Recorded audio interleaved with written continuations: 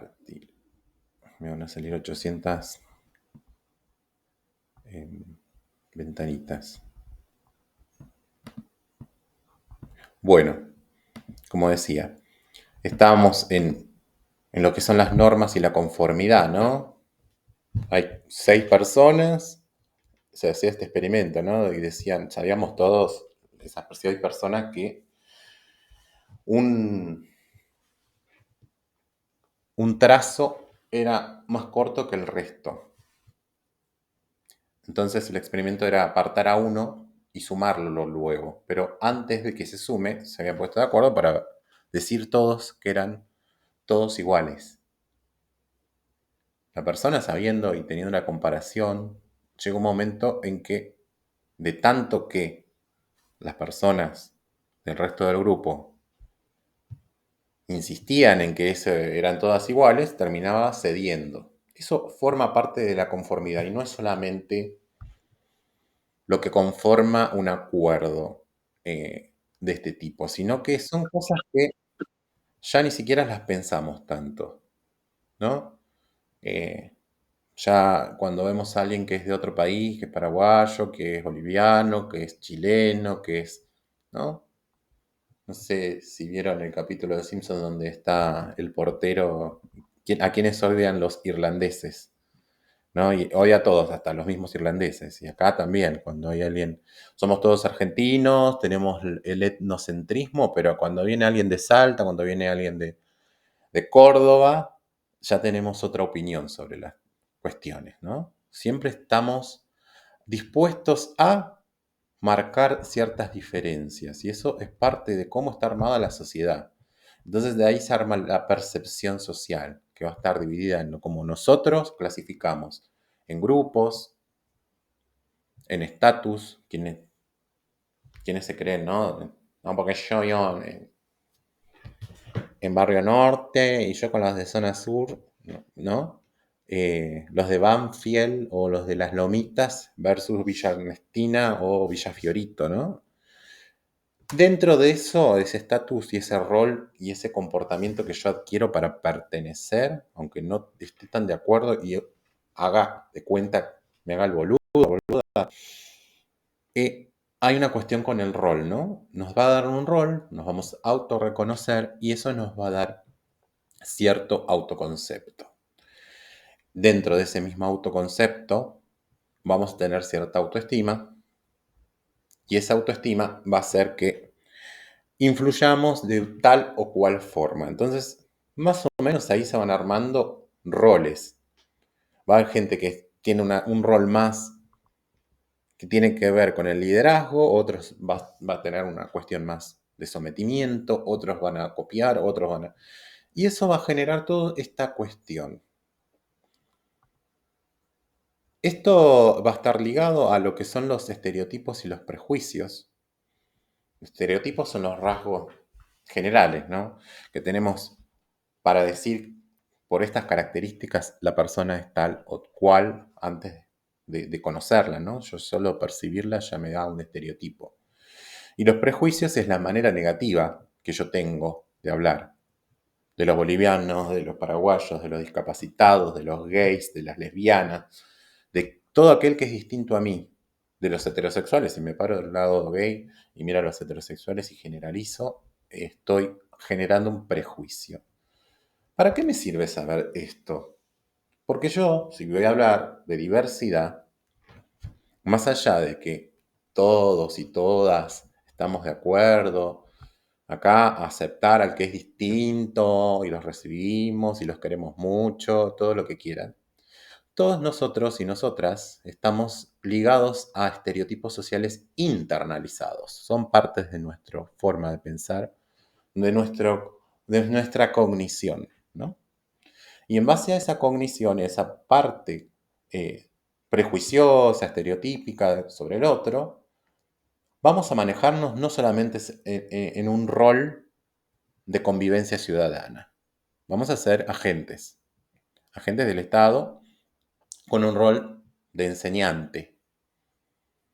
Y muchas veces vamos a tener que ampliar un poquito la mirada y a ese demonio interno que tiende a eh, generar estigmas sociales, empezar a domeñarlo, ¿no? A educarlo un poquito en lo que es la diversidad. Porque parecería que si damos una materia de diversidad tendrías que decir, bueno, aceptémonos. No, yo te digo, a los demonios los tenemos todos nosotros y todas nosotras. A toda esta negatividad y visión hacia el otro, nadie está libre. Pero ¿de qué manera se construye una nueva mirada? Es entrando en las perspectivas y reconociendo nuestros actos para poder luego volcarlo en el otro. Porque es como aquel que dice escribe y borra con el codo aquello que de alguna manera impulsa, ¿no? Y seguramente yo tenga alguna cuestión también a trabajar y que la tengo que construir, más siendo de otras generaciones diferentes a los estudiantes y las estudiantes que puedo llegar a tener. Aún como profesional, siempre tengo internalizado algo de lo que me estructuró a mí, porque yo salgo de algún lugar, pertenecí a algún grupo y eso de alguna manera me pone en un lugar egocéntrico y todo ser vivo humano pasa por el egocentrismo para poder después contraponer. Las formas, las caras, las letras son gracias a que nosotros discriminamos, pero ese discriminar no se puede generalizar en las personas haciendo juicios de valor. Entonces, en base a eso, eh, un poco hay que ir a empezar a trabajar, a empezar a pensar el etiquetamiento que hay respecto a los prejuicios y los estereotipos. Y dijimos que hay prenociones y preconceptos. Algunos de ellos son el sexismo, el racismo, el clasismo, el edadismo, el adultocentrismo, el capacitismo, ¿sí? Son lugares desde donde vamos a tener la percepción. Si somos jóvenes y miramos a los viejos de tal forma o a los adultos de otra forma, estamos también teniendo este estereotipo sobre el otro. Y el centro de la lógica va a estar marcada por pertenecer a algún grupo. Al principio hablaba de los grupos de referencia. Bueno, los grupos de referencia son los que hoy, también las familias, obvio, pero los grupos de referencia hoy por hoy son los que en las canchas de fútbol, cuando juegan dos equipos de fútbol diversos, pueden terminar en la muerte, ¿no? De alguno de ellos, o en la golpiza injusta, por un partido de un fútbol, algo que se creó para recreación, para tiempo de ocio y para disfrute, termina siendo fuente de diferencias, pero diferencias arbitrarias que me llevan a la violencia. Entonces, hay algo instintivo, diría no, algo pulsional, algo rudimentario en el ser humano que evidentemente desarrolla esta cuestión del otro como fuente de todo mal, como amenaza y como diferente. Y en la grupalidad, generalmente, si somos de un grupo que no tiene esta flexibilidad, va a producirse esta como ensañamiento, ¿no? Pensemos en los rugbyers, pensemos en diferentes situaciones que nos llevan a analizar. ¿Y esto con dónde creen que lo van a ver? Me pueden contestar, ¿eh? Además pueden levantar la mano o sacarse. ¿Dónde? En la puerta de los colegios No, y dentro también, adentro de los colegios, ¿sí? Adentro y afuera, en las peleas de la claro, plaza, que vienen los pibes de la escuela que está a 2 cuadras y sí. O del mismo colegio, hoy pasó en el colegio de mi hija que estaban esperándose para pelearse. sí, y pensar en una propuesta, porque vos decís, bueno, a ver cómo, porque después de eso, supongamos que estabas a cargo justo y se te pelearon adentro del aula, o se pelearon en una situación donde vos tenías que actuar. ¿Cómo hacer reflexionar sin posicionarte en un lugar autoritario? Porque el lugar autoritario reproduce más desigualdad a veces. porque vos te pones en un lugar ideal. ¿Cómo hago para que el otro se conecte con esto? Y más un adolescente o una adolescente. Hay que empezar a pensar. Yo no digo que tengo la solución, ¿eh? Para nada. Pero que hay que construirla, hay que hacerlo. Empezar a pensar en esas situaciones, a que no nos tome por sorpresa. El año pasado teníamos esta materia que nos da una perspectiva y que sabemos que los adolescentes tienen tendencias a conductas de riesgo, a enfrentamiento, a confrontación, a identificarse, a procesos de duelo, de dolor. Y eso, si está mal llevado, lamentablemente es explosivo. Por eso Sí. las conductas son radicales muchas veces. Sin ir más lejos, también los adultos lo hacen, ¿no? En menor cantidad quizás, pero hay muchos adultos que en la esquina del semáforo enseguida se brota el... Y cada vez hay más. Y hay algo que lo que tiene que empezar a desarrollarse con esta mirada es el tema de qué es tan de nosotros, que lo adquirimos como si fuera la Coca-Cola que compras en la esquina, ¿no? No sé si lo pensás tanto. Tenés sed, vas, lo comprás. ¿No? Después el proceso, si querés analizar, si te pones a estudiar cómo se hace la coca y lo que puede llegar a generar, y la industrialización y la cantidad de agua que se... Bueno, todo eso, no sé si lo analiza tanto. Lo tiene ya medio adquirido. Pero ¿está dónde? ¿Qué lugar es el lugar del grupo? ¿Qué lugar es el lugar de los conceptos y los preconceptos que nosotros adquirimos? Es el lugar común, el que se comparte. Es lo social hecho ritual. Ese concepto se llama cultura. ¿Sí? Entonces hoy vamos a empezar a trabajar un texto, no sé si lo vamos a terminar. Eh, Me quedé congelado, me parece a mí. Sí, se quedó congelado. Yo me quedé con una cara, por favor. Bueno, ahora voy a presentar entonces el nuevo texto a trabajar, que se trata de lo que sería la cultura y la diversidad cultural, que tampoco es algo de lo que sea nuevo, ¿no? Que esté hablando nuevo, pero sí quizás sintonizarlo y articularlo con la práctica eh, del docente. Me escuchan bien, ¿no? No lo veo ni a Matías, Sí, profe, a se escucha. Tamara. Bueno, me están pudiendo seguir, Damián, Débora. Ah, se escucha bien. Me puso un micrófono condenser. Es que bueno, no sé si sos músico, no sé quién era músico. Para ver si se escuchaba mejor. Y de paso, eh, que se me escuche un poco más HD, ya que... Yo lo escucho, pero no lo veo, profe. Ah, mira, Bertol, no me ve. Sí, yo tampoco me veo. Pero no voy a salir a entrar. Como ahora voy a compartir pantalla, lo que menos importa es mi cara ahora. Está para streamear, sí. Bueno, Pero por eso, si comparte pantalla lo voy a poder ver igual, porque yo veo la fotito suya nomás. vamos a ver. Si no, no importa, después lo busco en Classroom, no hay problema. No, lo que pasa es que no estoy saliendo. No sé por qué mi cámara no funciona. Claro, eso. A ver, salgo y entro de vuelta.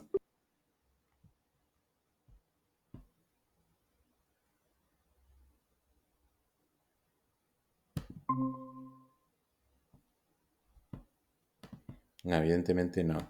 No, hoy no me acompaña la cámara. Bueno, voy a compartir pantalla, van a ver la presentación.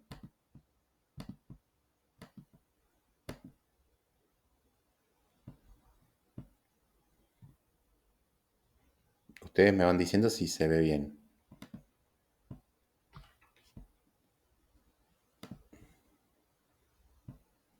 ¿Se ve?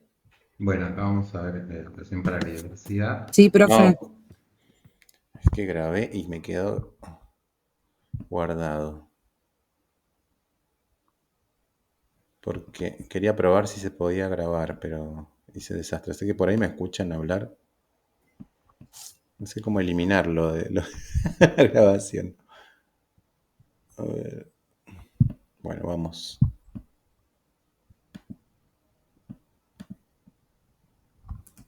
Bueno, Bueno, el texto que vamos a ver es del Olmo Preciados, es la autora. Y va a hablar de diversidad cultural. bien, las definiciones de cultura van a estar en contraposición. Bueno, eso no tiene que escucharlo. Eh, la diversidad cultural no se va a poder definir de una manera exacta. Diferentes autores van a tener diferentes tipos de mirada. Eso es lo que va a decir la autora. Entonces uno lo va a enunciar como el complejo conjunto que ustedes si ponen googlear y ponen definir cultura o diversidad cultural, te van a decir que son un complejo conjunto que va a incluir el conocimiento, las creencias, las artes, la moral, las leyes, las costumbres y cualesquiera otras aptitudes y hábitos adquiridos por el hombre, si me está escrito en masculino, como miembro de la sociedad. ¿Sí? Pero es muy general, no entra justamente en la diversidad. Este autor se llama Taylor y es un antropólogo que define la cultura de esta forma. Ahora, Clifford Geertz hace una mirada un poco más actualizada y dice que son una serie de mecanismos de control, planes, recetas, fórmulas, reglas, instrucciones.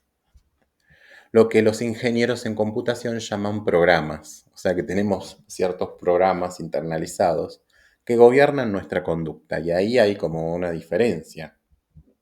Uno me dice que es eso que se comparte como un conjunto y el otro me dice son estas cuestiones que medio que me las impusieron, si vamos a hablar de programado. Entonces no va a haber una definición que sea totalmente acabada, sino que hay que ir armándola a medida que se desarrolle este texto.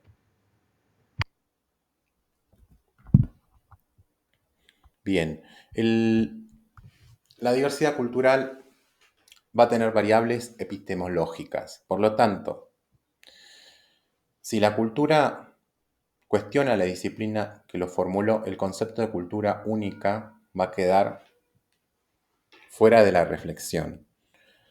Si ya mismo cuando yo quiero definir cultura empieza a tener una divergencia dentro de su misma forma de decir qué significa cultura, tengo que empezar a pensar un poco más amplio. Ahora, la diversidad cultural,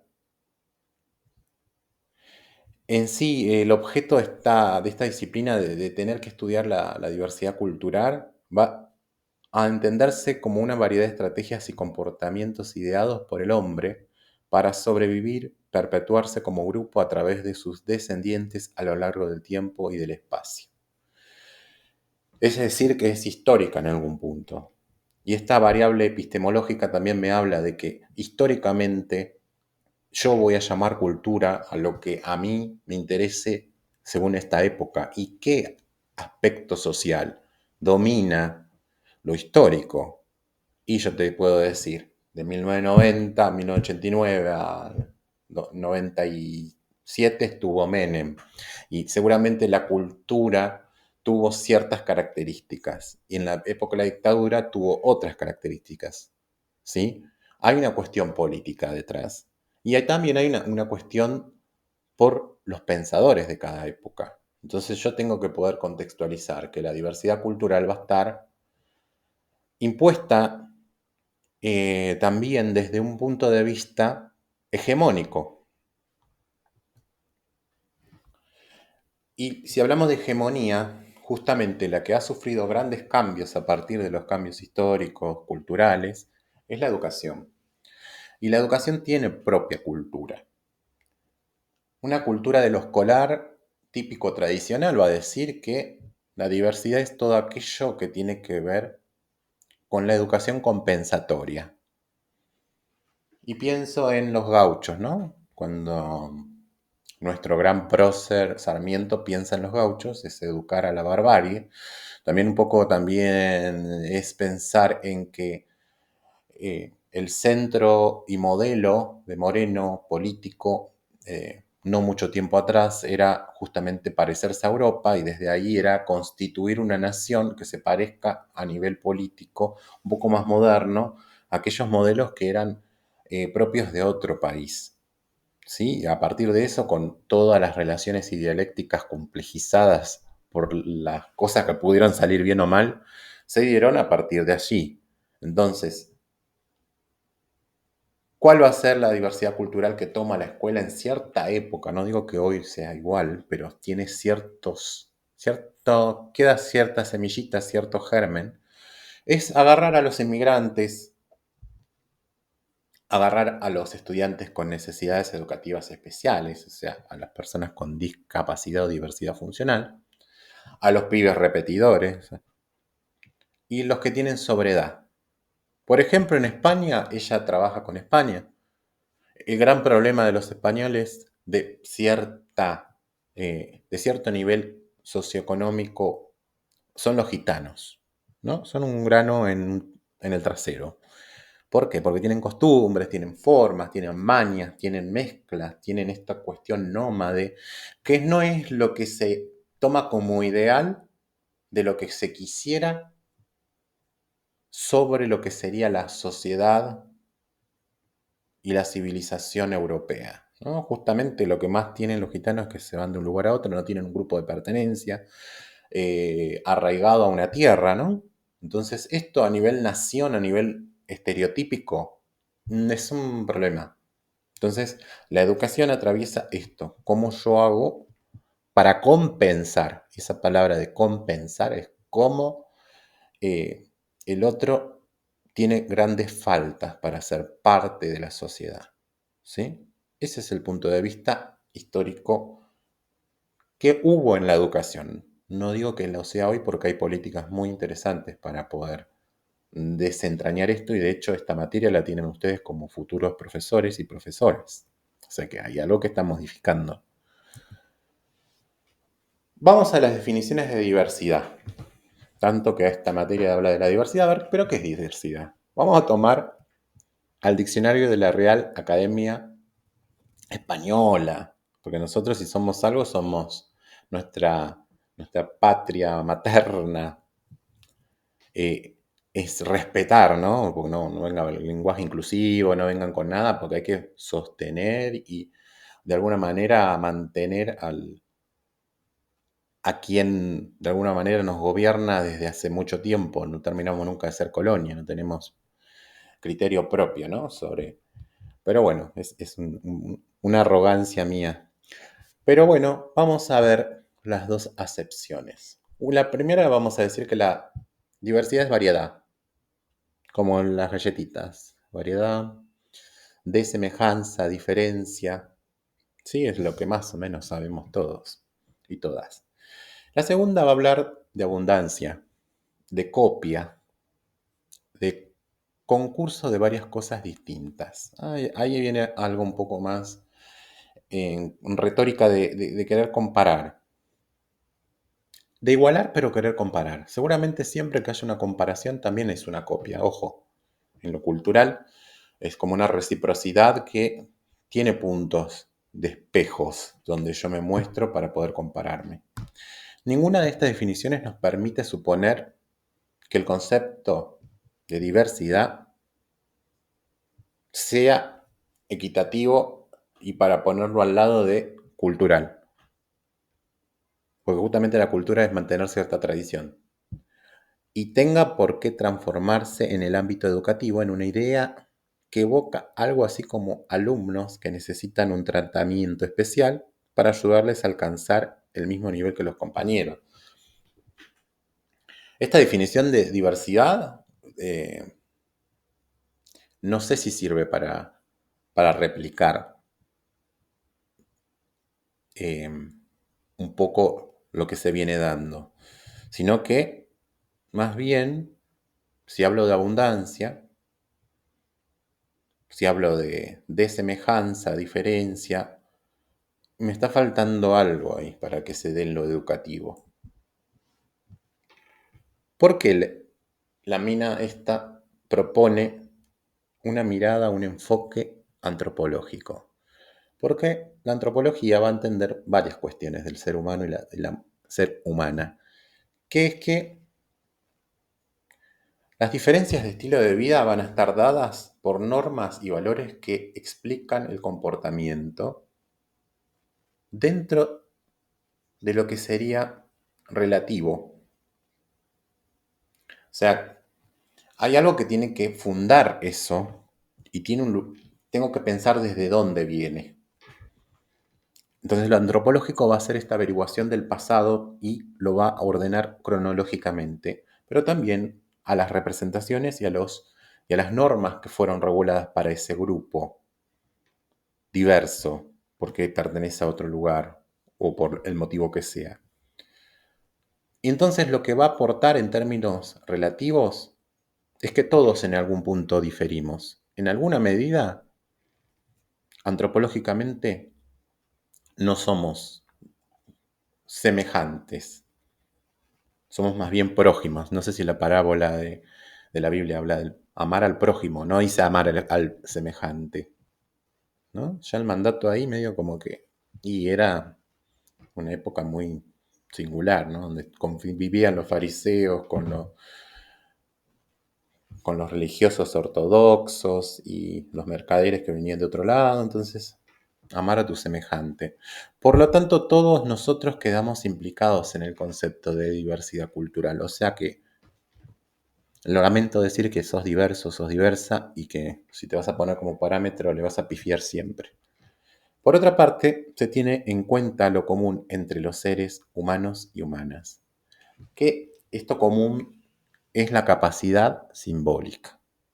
Que ustedes en este momento estén conectados a kilómetros o a metros, no sé, donde estén, y podamos comunicarnos y que tengan representaciones suficientemente equivalentes para desarrollar una idea, la puedan asociar a lo que estoy tratando de comunicar, significa que hay una capacidad simbólica y esto es común en todos los seres humanos. Más allá que hablen otro idioma, más allá que coman otro tipo de comida, feijoada, que coman arepas y no coman asado, la realidad es que tenemos la capacidad simbólica. Eso nos define culturalmente. Por eso hablamos de la igualdad en términos de diversidad. Porque somos todos iguales, pero somos todos distintos y no nos ponemos de acuerdo. ¿Somos iguales, distintos? ¿Cómo es el tema? Los seres humanos compartimos la capacidad de elaborar pensamiento simbólico. Eso nos permite comunicarnos.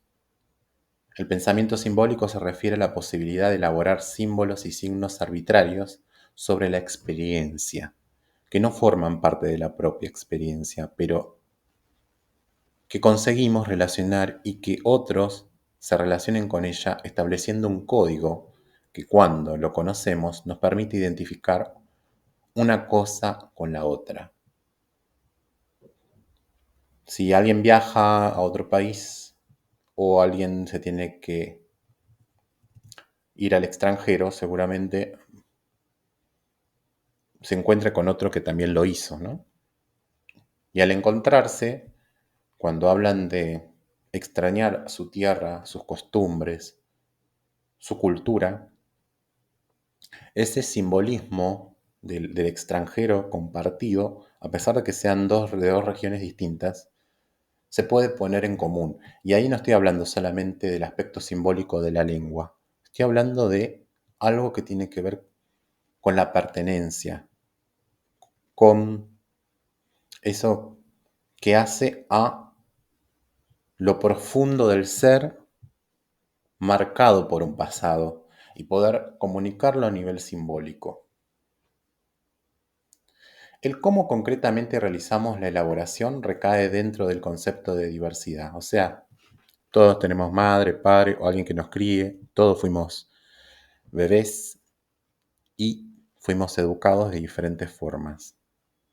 Pero el modo en que tenemos esas características de crianza, esas características de costumbres distintas, esa elaboración es la que nos hace diversos y diversas, porque han ideado la multitud de códigos de comunicación. Quizás en un país nos saludamos con la mano de lejos y en Argentina los varones se dan la mano a veces, pero muchas veces se dan un beso. Y eso en otro país es impensable.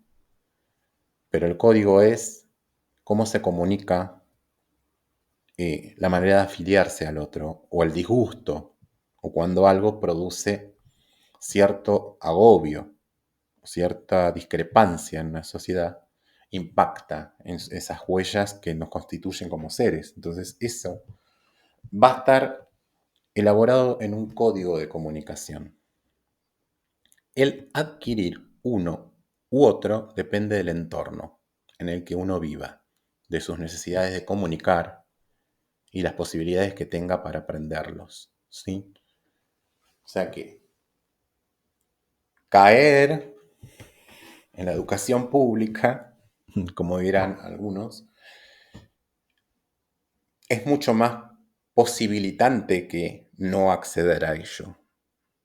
Y eso tiene que ver con el entorno, con la cultura, con pensar que en América Latina muchos países no tienen educación universitaria pública, ¿no? Sin acceder de manera pagada. Y eso ya marca cierta cuestión. Porque si bien la cultura está desarrollada por las sociedades, pasaron cosas, ¿no? Y hoy tenemos una sociedad más capitalista y eso nos lleva a que tengamos que acceder de diferentes formas. Una sociedad que permite que sea gratuita y que sean los barrios mismos del conurbano es un tipo de cultura distinta al que tenés que pagar por cada cosa que tenés que acceder. Se cortó, profe. ¿Se cortó? ¿Qué se cortó?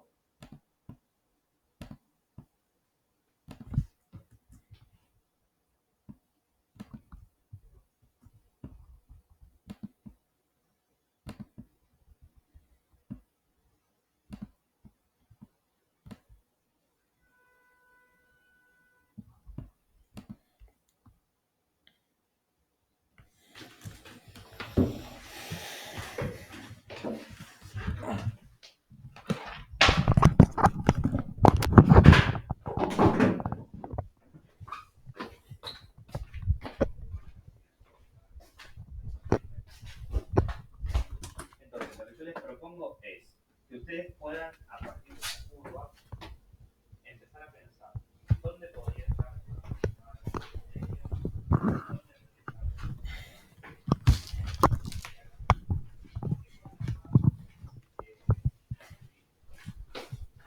un posible histograma de esta curva. Es decir, hacer lo contrario, que para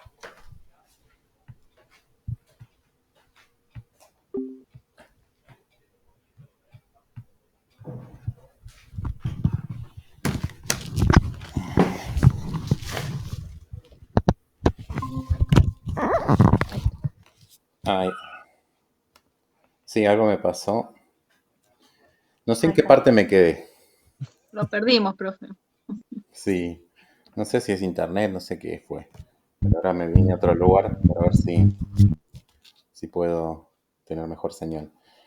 No puedo arreglar lo de la cámara. Algo tengo que tocar. Bueno, no sé en qué parte que te estaba hablando.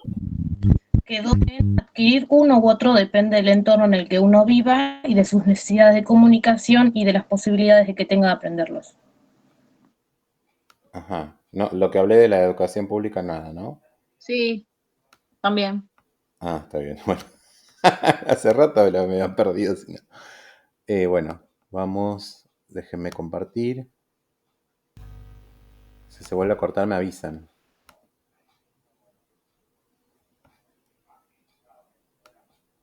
¿Ven la filmina? ¿La ven?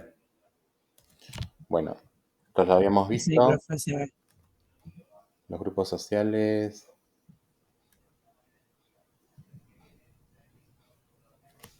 No. ¿Qué parte? No, más atrás, profe. Ah, por ahí. Ajá. La capacidad simbólica, ahora sí me acuerdo. Bien. Y me había Bien. quedado en que el acceso a la multitud de códigos de comunicación. En eso decía que había una diferencia grande. Una sociedad tiene acceso a tener educación pública para todos sus ciudadanos y que otra sociedad no lo tenga. Hay una diferencia en los códigos de acceso de comunicación, porque es la manera de comunicar el conocimiento. Y en eso ya también hay algo cultural, hay modelo político y propiamente cultural que tiene el país, ¿sí? El adquirir uno u otro va a depender del entorno en el que uno viva. Estos términos de igualdad y diversidad va a estar sujeto al contexto y además de la sociedad, porque va a haber necesidades de comunicación y posibilidades que tenga esta sociedad de poder transmitirlo y los sujetos que viven en ella de aprenderlos.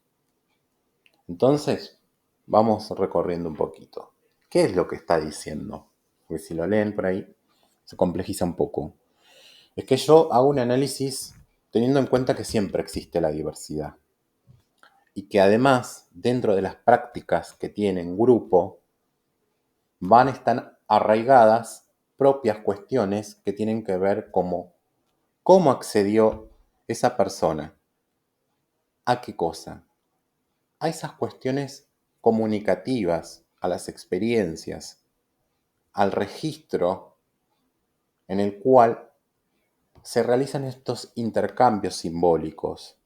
Eso que yo llamo patria, eso que yo llamo nación, eso que yo llamo costumbre, como es la mía, va a ser la más importante, porque yo ya vengo de ciertas cuestiones que hace a construir una mirada básicamente enfocada dentro de mi propio eje. Entonces, viste cuando le decís, bueno, vos tenés que ampliar la mirada, siempre mirás desde tu propio, vos querés tener razón siempre vos. Bueno, ¿por qué? Porque mis coordenadas subjetivas y cognitivas están muy aliadas a un tipo de cultura y no puedo flexibilizarme. Habla de rigidez.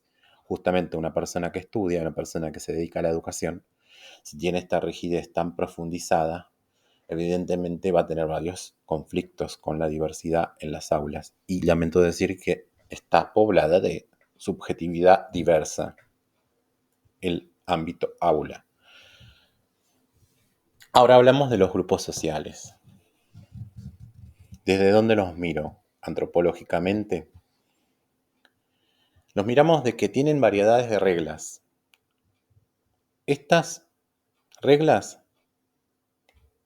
van a estar sujetas a situaciones y a roles o papeles sociales distintos.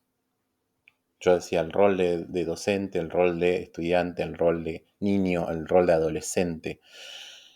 Y dentro de esto se constituye un grupo en donde se conviven una parte en cuestiones que hacen a la contradicción. No quizás sobre los valores fundamentales, pero sí sobre distintas facetas del comportamiento, ¿no?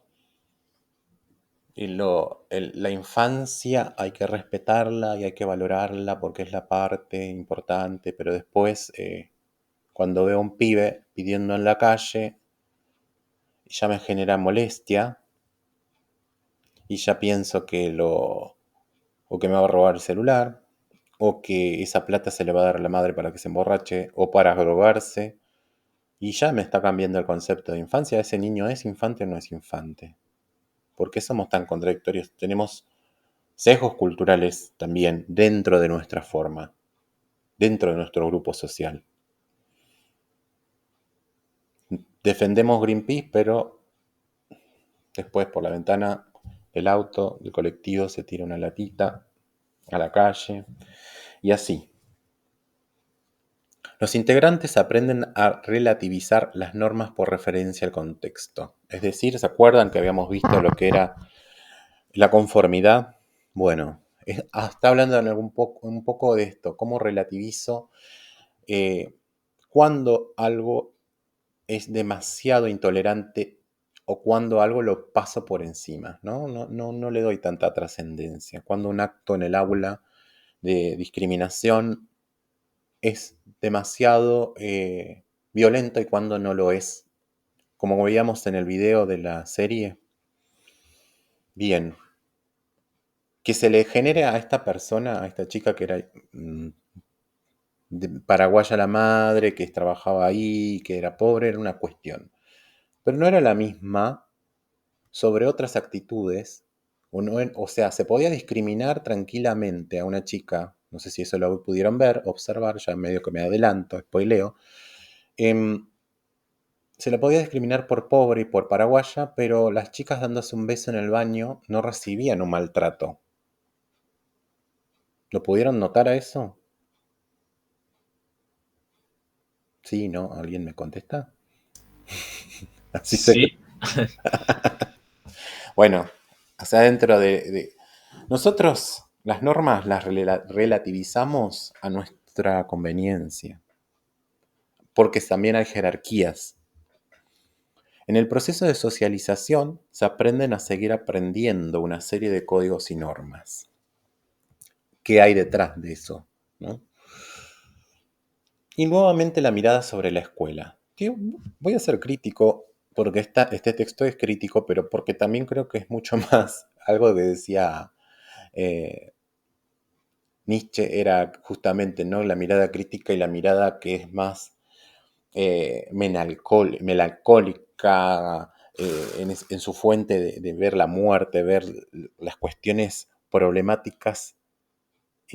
De ese lugar se creaban nuevas formas de pensamiento que iban ecuánimes a construir otros pensamientos, porque justamente pensaba que uno en su estado enfermo puede decir o pensar mucho más en cómo debe construirse algo para modificar justamente esa situación enferma. O sea que la enfermedad es necesaria para generar una cura, por lo cual va a complejizar mucho más. Y yo digo, ¿cuál es la enfermedad de la escuela respecto a la diversidad? La escuela posee normas, está organizada, ¿no? Tiene ciertos métodos, ciertos parámetros, pero no todos y todos cumplen con esas normas. Pero tampoco ninguno rompe todas esas normas. O sea, tiene diferentes normas. Nadie las cumple a todas las normas, pero nadie tampoco incumple todas esas normas. Entonces ahí está ¿qué pasa dentro de la escuela? Hay cosas que se permiten, otras que no tanto. Y esta variedad de comportamientos es juzgada por el sistema escolar también. Dependiendo de los estilos de vida, de las normas y los valores que cada uno de los adultos que juzga. O sea, una chica, por ser, como decía ahí, extranjera, es como que, y encima la madre trabaja ahí, y encima está más cargada de una conducta que debiese ser que alguien que por ahí hasta incluso llega a una violencia física. Si bien se trata de mantener todo, hay cierta legitimación de carácter provisoria en ciertos aspectos de diversidad que se pueden tolerar más que otros, ¿no? Porque ser pobre y ser extranjero no es lo mismo que ser discriminador y tener una clase social donde tu mamá está preparada y va a hablar con un lenguaje y sabe cómo proceder ante, por ejemplo, una situación, ¿no? Que me voy a la jefatura a hablar con la inspectora. Bueno, la escuela como institución social se basa en un presupuesto de homogeneidad.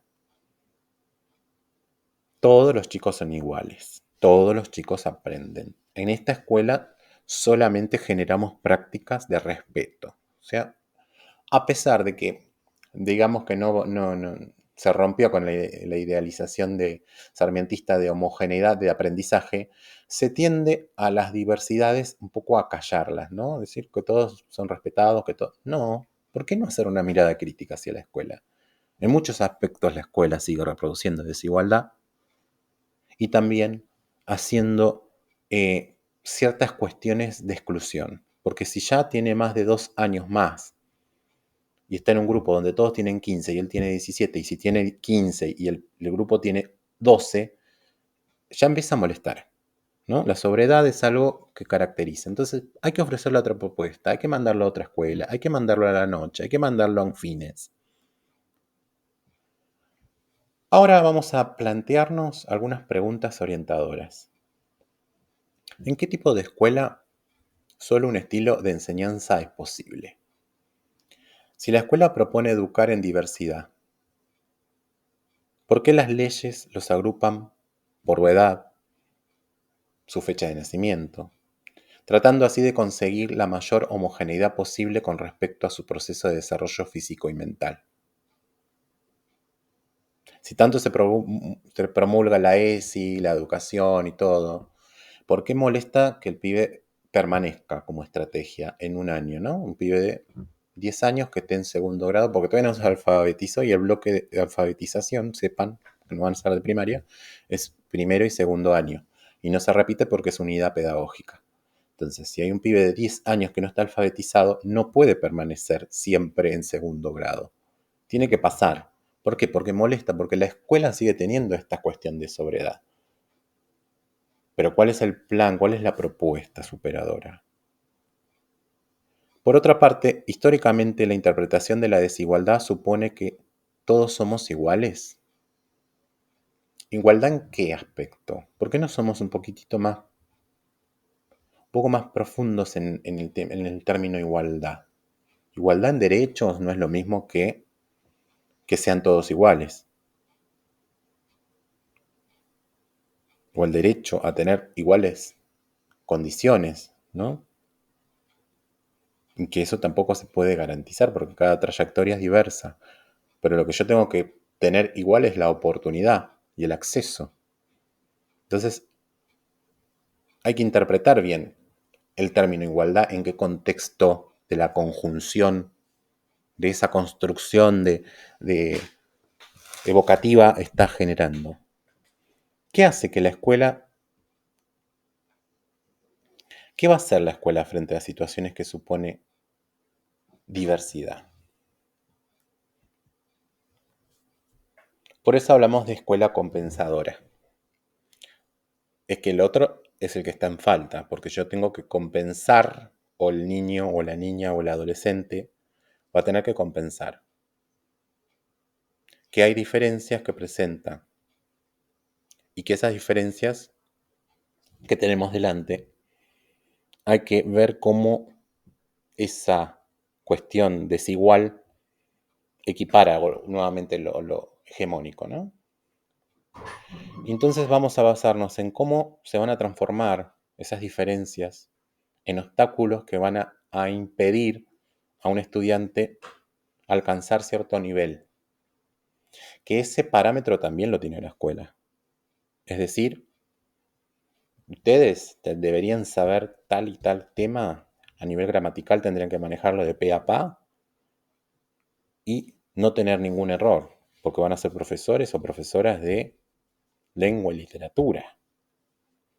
Pero que todos tengan esa capacidad o tengan esa habilidad es estandarizar un poco qué pretendo de ese estudiantado. Entonces vamos a trabajar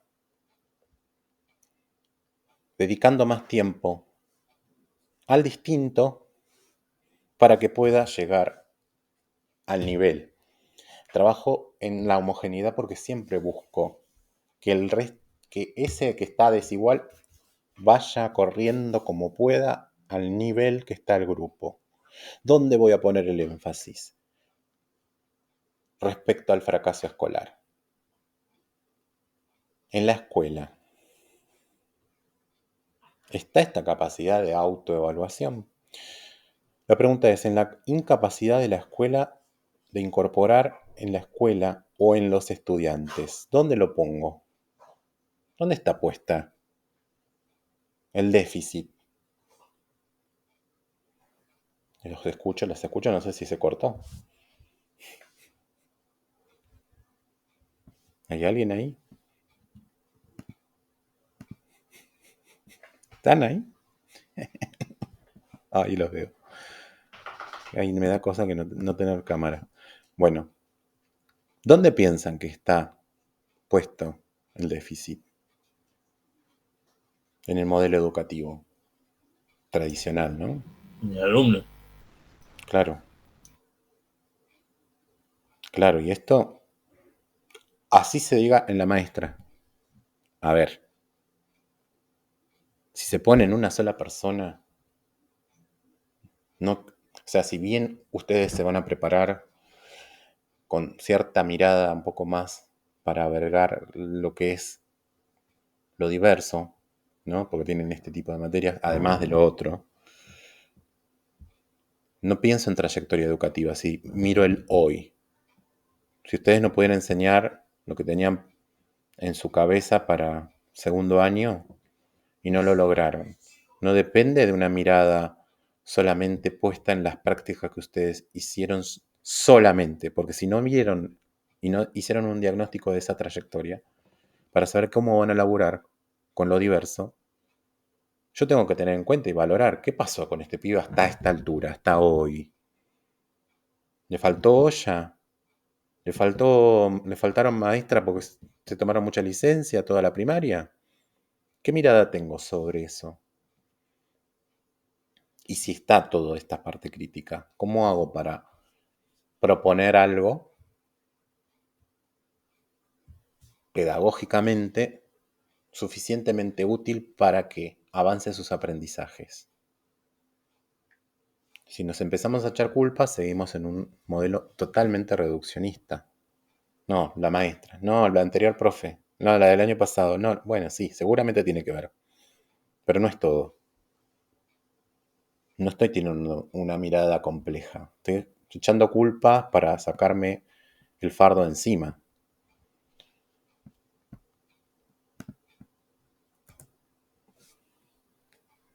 Y vamos a ir medio cerrando y después continuaremos, esperemos que presencial.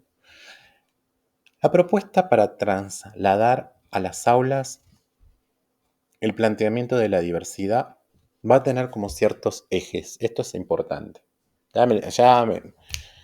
Como todo, para quejarse, uno no necesita tanto esfuerzo, ¿no? Ahora para crear, construir y proponer algo nuevo, para tener esto en claro de cuál es mi tarea. ¿De dónde voy a tomarme para poder discernir un poco para dónde ir? Uno va a ser descubrir la diversidad. Y descubrirla quiere decir interiorizarme un poco en lo que es la diversidad. Luego voy a tener que atravesar el conocer el significado social de esas diferencias. ¿Qué sentido social? Y no solamente lo conozco yo. No me alcanza con conocerlo yo porque yo hago una lectura como adulto magnífica de lo que es lo cultural, sí, todo lo que vos quieras. Pero ¿a dónde lo tengo que abordar? Si a los 2 minutos que yo supe que el pibe viene de Venezuela o que viene de La Rioja o que viene de donde sea, que me doy vuelta y empiezo a escribir en el pizarrón, ya se están haciendo bullying.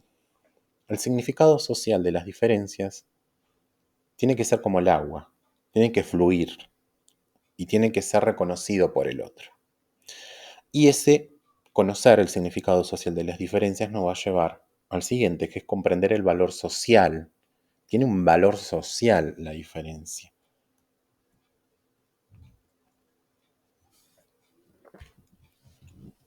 Descubrir la diversidad es que voy a salir de mi propio entorno. Lo voy a identificar para poder relacionar estas cuestiones, para hacer un intercambio, para habilitar un espacio donde no el diverso no se sienta juzgado por mi preconcepto, por mi estereotipo, y va a abrir a, más allá de saber de la categoría, acá dice de clasificación, nos va a permitir suponer cómo creemos que la persona que ejerce el papel en cuestión, o sea, de ser distinto, se va a comportar. Y también nos permite ajustar nuestro propio comportamiento al que esperamos del otro. Si el pibe viene con reiteradas repitencias, abandonos de escuela, deserción, como los acusan a los pibes de desertores, lo que esperamos del otro va a estar compuesto de una mirada de nosotros. Y nosotros empezamos a constituir una nueva mirada, también nos va a ayudar a comprender por qué nosotros esperamos el comportamiento. O sea que sería algo a trabajar con la diversidad del otro, pero con lo que me pasa a mí con esa diversidad. Otra parte sería conocer el significado social de las diferencias. Las diferencias tienen un significado social. Profundizar en la relación que existe entre estas diferencias, comportamientos que involucra y las expectativas que a ellas se asocian. Hay algo ahí que estas diferencias tienen un sentido social. Y eso lo vamos a ver un poco más adelante con otro texto que es de Esquiliar, Carlos Esquiliar. Porque de algún modo esto de poder decir que el otro es distinto me da un lugar a mí y eso involucra que el boliviano nunca va a poder ser argentino si no se nacionaliza y aunque esté nacionalizado, siempre va a tener esos rasgos que yo, aunque sea una persona jujeña, como decía la negra Bernasi de Bruta, como que eran más parecidos a los bolivianos por una cuestión de cercanía, sí, eso es real, pero son argentinos. Pero en la cuestión social de adscribir a una persona a un grupo social, lo que tengo que ver son las expectativas que tengo sobre esa persona. ¿Qué involucra esas expectativas? Y otra parte son las diferencias que están relativizadas del significado que les confiere el contexto social.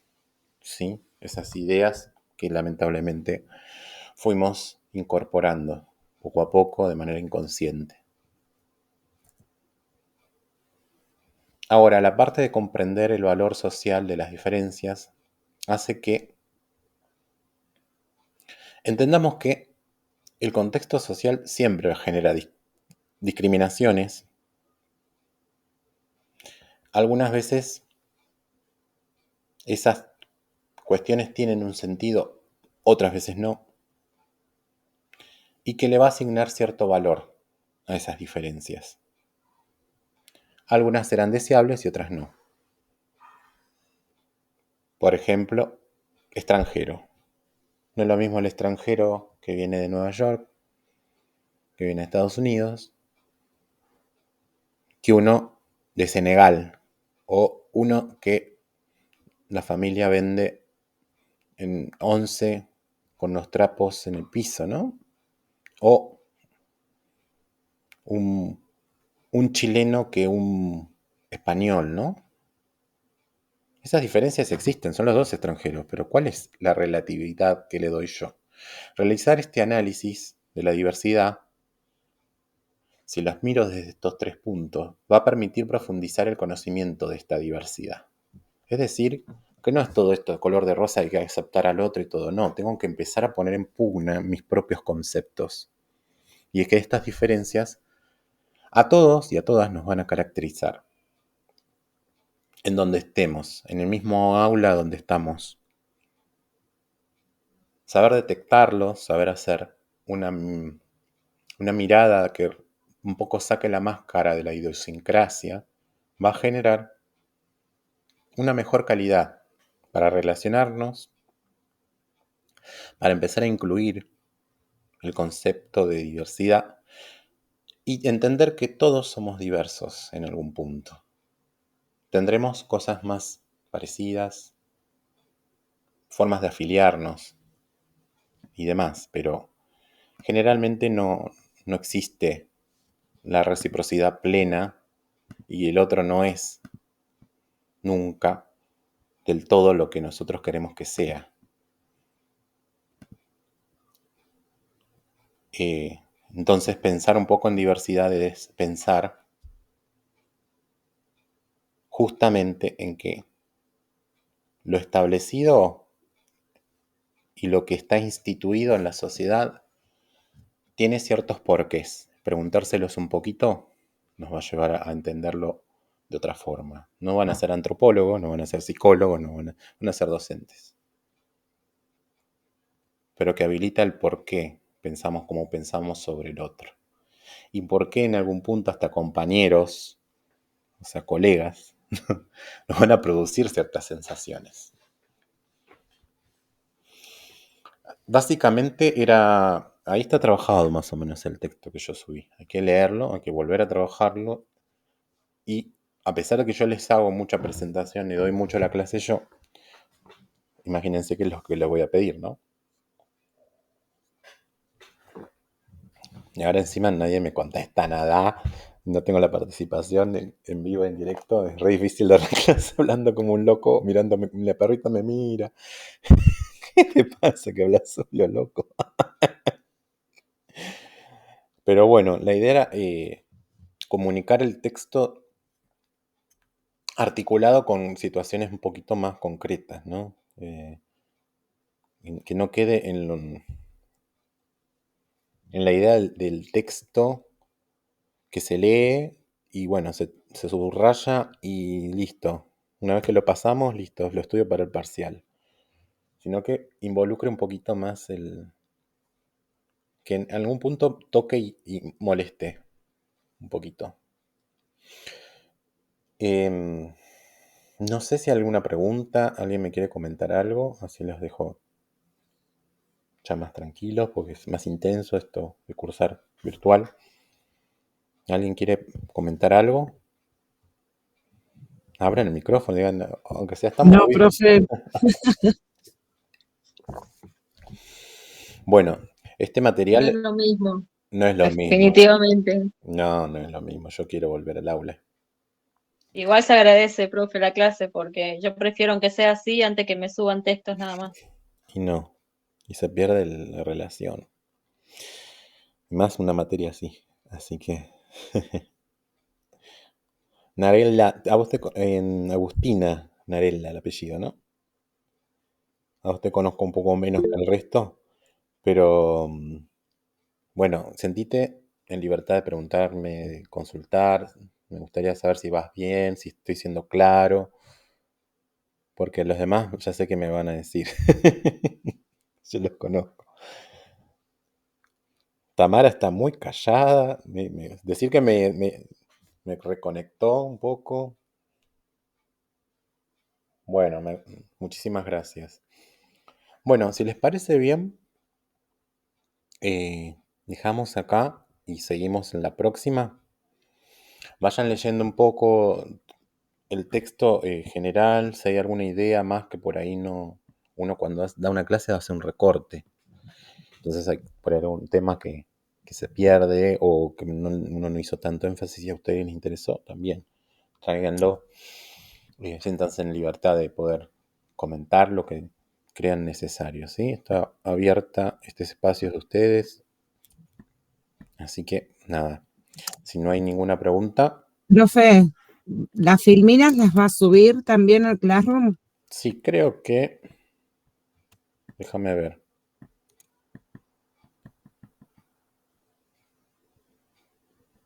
No la subí. Por ahí están No, subidas. no las subía, por eso le Ah, pregunto. las de la clase pasada. La de la Las clase de la clase pasada, pasada sí. están. Lo que sí está es el texto. Lo que no subí es la filmina. Sí está el estereotipo y está el capítulo 2 el capítulo 1 de Presentes de Emilia. Sí. Sí. Pues si alguien no lo vio, coméntenle, que vayan actualizándose. Yo quiero que la próxima semana tengamos luz, así ya estamos todos allá en el aula. Esperemos que sí. Igual hoy tocaba así. Sí, hoy tocaba virtual igual. Yo prefería darle, porque la semana pasada también tuvo lo de la marcha, darle una clase virtual que subirle una actividad. Preferí esto. Si me sale todo bien, creo que va a quedar grabada esta clase. Así que bueno. Les mando un gran abrazo. Que descansen, vayan con su familia, cocinen, hagan lo que tengan que hacer. Gracias, profe, Gracias, igualmente. profe. Un abrazo. Igualmente. Profe, Chau, Chao, nos vemos. Chao. chau, chao, chau. chao. Profe. Chao, Chao, profe. Un compañeros. abrazo.